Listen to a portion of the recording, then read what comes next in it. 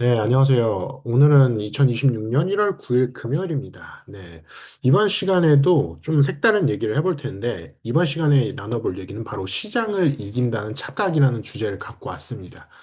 보통 우리가 이 2026년 1월 되면서 시장에 대해서 기대를 굉장히 많이 하고, 그리고 시장을 어떻게 보면 25년도에 마무리를 하면서 내가 얼마나 성과를 냈을까, 그리고 내가 얼마나 약간 잘했을까라는 기대이자 어떻게 보면 자신감이 굉장히 많을 텐데요.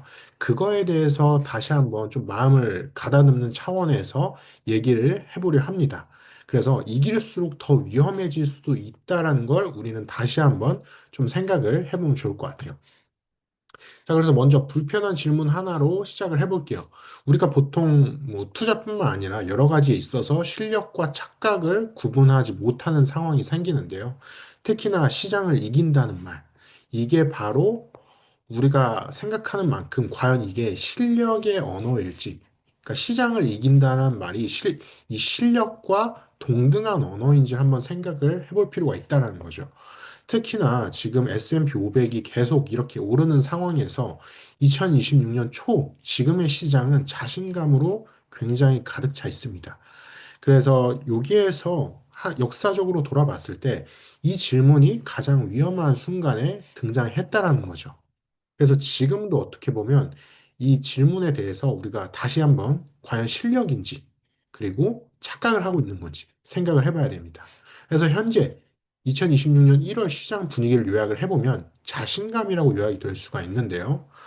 그래서 AI 기대에 대한 최저화가 되고 있고 지금 엔비디아하고 막 난리 나고 있죠. 그리고 금리 인하에 대한 기대 다시 올라오고 있어요. 26년도에도 뭐 3분기에 나눠서 뭐 금리 인하할 거다. 그리고 변동성이 하락됨에 따라서 불안이 감소하게 되면은 이게 사람들이 재투자를 하게 되겠죠. 이게 사이클이 된다라는 기대감을 갖고 있어요. 근데 아이러니하게도 이 시점에서 시장을 이기고 싶어 하는 욕망, 즉, 투자를 굉장히 과도하게 하고 싶어 하는 그런 욕망이 커지는 구간이에요. 이때를 어떻게 보면 우리가 되게 조심해야 되는 구간이라고 생각 드는 거죠. 자, 그래서 오늘 시장을 스냅샷을 한번 떠보면 이 달콤한 서사가 굉장히 많습니다. 대표적인 지표들을 간단히 봐보면 이 변동성 지표, 빅스 지수가 조금 낮은 수준이고요. 그러니까 변동성이 그렇게 크지 않다는 거죠.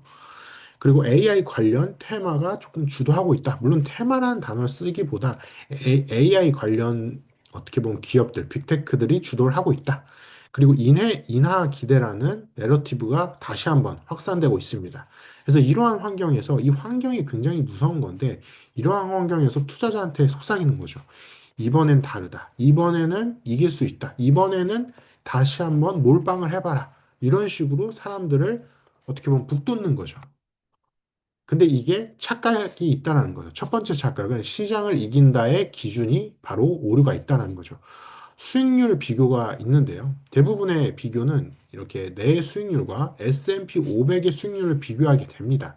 근데 여기서 문제는 특정 시점을 갖고, 그러니까 전체 투자 기준을 시점을 잡는 게 아니라 특정 시점만 기준으로 잡는 거죠. 내가 어떻게 보면 투자를 잘했던 아니면 내가 투자 수익률이 좋았던 시점만. 하지만 지수는 매매 비용이 별로 없고 심리적인 흔들림이 없어요. 하지만 나의 수익률에는 매매 비용도 크고 심리적인 흔들림도 그때그때 달라요. 물론 S&P 500도 그때그때 다를 거예요. 하지만 S&P 500이라는 어떻게 보면 거대한 이 500개의 기업과 그다음에 나 혼자만의 이런 심리적인 부분은 굉장히 차이가 큰 거죠. 그래서 현실적인 나의 계좌와 그 다음에 지수는 애초에 같은 경기장이 아니다라는 거.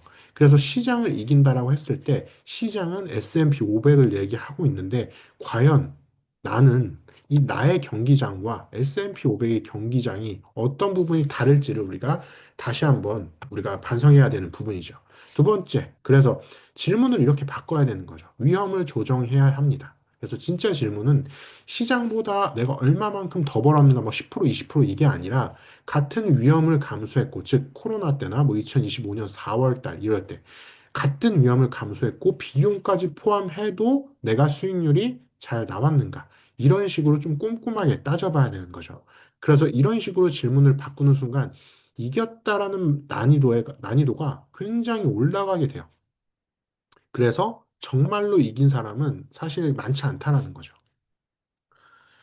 자, 두 번째 착각입니다. 프로는 시장을 이긴다. 기관들은 뭐 시장을 이긴다. 그렇게 얘기를 하는데 여기에도 지속성이라는 키워드가 필요합니다. 가장 냉정한 데이터가 있는데 S&P 다우존스 인덱스를 보면은 여기 리포트를 봐보면 미국 대형주 액티브 펀드 그러니까 이 기관이라고 생각을 해주시면 돼요. 액티브 펀드의 절반 이상이 장기적으로 지수를 못 이긴다라고 이미 데이터로 나와 있습니다. 그리고 기간이 길어질수록 실패 비율은 이 기관들의 이 실패 비율은 더더욱 증가하게 됩니다. 그래서 성공 사례는 눈에 띄지만 사라진 이런 실패 사례들은 통계 뒤로 숨습니다. 그래서 우리가 무작정 데이터로 어떤 거를 판단하기보다도 정말 모든 데이터, 그리고 실패한 데이터들도 우리가 신경을 썼는지를 꼭 신경을 써야 되는 거죠. 자, 세 번째 착각입니다. 사람들은 타이밍에서 무너지게 되는데 바로 공포 매도 부분입니다. 이 달바에서 행동 분석 요약에 따르면 평균 투자자의 수익률이 시장의 수익률보다 낮아요. 네. 그렇기 때문에 평균 이 격차의 핵심 원인을 살펴보면은 행동 패턴에 있습니다. 이것도 역시나 심리적인 부분이죠. 그리고 중요한 부분은 이 역사적인 부분, 그리고 패턴이 반복된다는 겁니다. 오를 때 들어가고 떨어질 때 나가고 그리고 다시 오르면 이번에 다르다라고 생각하면서 또 오를 때 들어가고 또 떨어질 때 나가고 이게 반복된다라는 거죠. 그래서 시장을 이기기 전에 우리는 늘 자기 자신한테 진다. 네. 그러니까 시장을 신경 쓰기보다도 내 자기 자신의 행동 패턴, 투자 패턴을 좀 생각을 해야 된다는 거죠. 자, 네 번째 착각입니다. 2026년형 착각인데요. 바로 AI입니다. 확정된 승리를 생각을 하는 거죠. 무조건 미국의 AI가 이길 거다. 뭐 이런 식으로 생각하는 경우가 있죠. 그래서 지금 가장 위험한 문장은 AI는 세상을 바꾸는 기술이니까 이번엔 쉬운 게임이다. 이번엔 무조건 내가 투자했을 때 이길 것이다. 이렇게 생각하는 거죠. 그래서 AI의 구조적 변화와 투자 수익의 확정성은 완전히 다른 얘기입니다. 물론 AI가 세상을 바꾼다라는 거, 구조적으로 변화한다라는 거 어느 정도 일리가 있어요. 하지만 그게 투자 수익과 완전히 연결된다라는 거는 좀 다른 얘기예요. 그렇기 때문에 AI 인프라로 인해서 지금 현재 에너지나 칩, 데이터 센터 비용이 상승하고 있고 인플레이션 재점화 가능성이 대두되고 있습니다. 그리고 금리 기대에 대한 변화도 밸류에이션 압박으로 다가오고 있고요.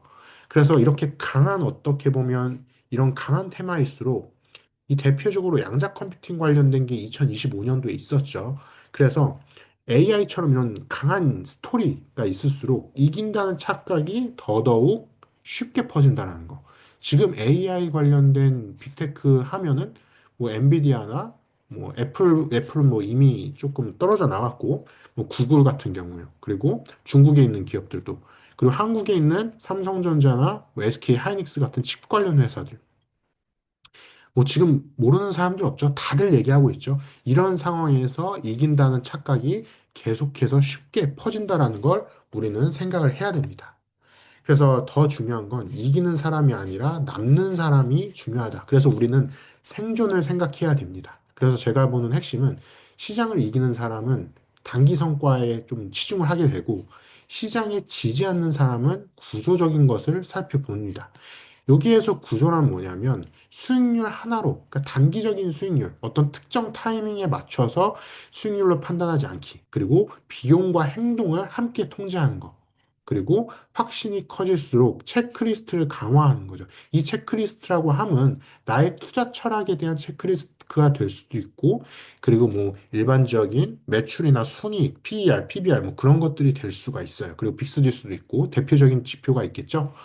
그리고 틀렸을 때 살아남는 법을 먼저 설계해야 합니다.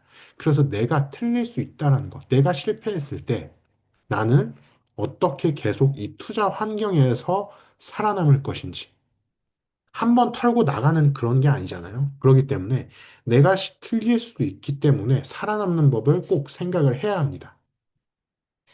그래서 오늘의 미니 버핏 랩의 결론은 바로 통제 변수를 생각해야 한다는 거. 시장을 이긴다는 말은 금지어로 두자. 저는 그렇게 생각을 합니다. 그래서 대신 내가 통제할 수 있는 것을 통제하는 사람이 결국 남는다.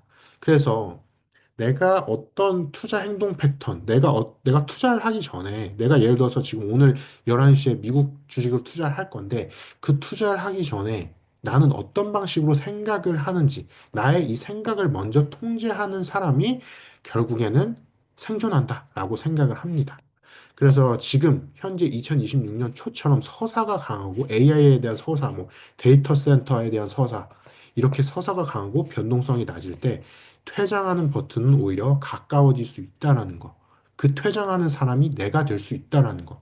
거기에서 퇴장하지 않고 실패하더라도 다시 한번 버틸 수 있는 전략을 마련하는 거. 그거를 오늘 다시 한번 여러분들이 정리해 보셨으면 좋겠습니다. 자, 그래서 오늘은 시장을 이긴다는 착각에 대해서 네 가지 착각에 대해서 저희가 얘기를 나눠봤고요. 이 착각에 대해서 여러분들이 물론 이미 잘 아시고 계신 분들도 좀 많을 거라 생각해요. 하지만 다시 한번 조금 가다듬으면서 내가 어떤 착각, 또 다른 착각을 하고 있는지 한번 생각해 보시면서 댓글로 남겨주셔도 좋을 것 같습니다. 여기까지 미니버핏 랩이었고요. 다음 시간에도 또 유익하고 재밌는 것을 갖고 오도록 하겠습니다. 감사합니다.